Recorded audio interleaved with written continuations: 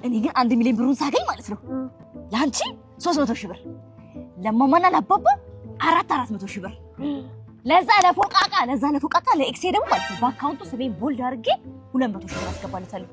ከዛ ለክራሺ ደግሞ 70 ሺህ ብር ቆይ 100 ሺህ ብር ባረግለት ከዛ ለተቸገሩ ደግሞ 200 ሺህ ብር እሰጣለሁ። ያምሻል እንዴ ከ1 ሚሊዮን አለፈ እኮ የምትዘረዝሪው ምን ልታረጊው ያ ቆይ ሲጀመር እናትና አባቴ ምንም አያረግላችሁ ራሳቸውን ይቻሉ ናቸው በይ። ከዛ ለዛ ለፎቃቃ እንኳን ብር አስገባለት ለኤክሴ ብችል ብር ብቀበል አንቺ ምን አረጋሻ ብር ገንዘብ ምንም አያረግልሽም ሰው ያበላሻል ተማሪ ነሽ ቋጣሪ። ለተቸገሩ ደግሞ እኔም የተቸገርኩ ስለሆንኩ መጀመሪያ ራሴ ልርዳና ከዛ መብላቷ ሳታቅ እጇን ታጠበቻለሁ። አሁን ቆይ ይሄን ሁሉ ብር ከየት ልታመጪ ነው? አሰማሽም እንዴ ስለ 1 ሚሊዮን ብር የሚሪንዳ ቻሌንጅ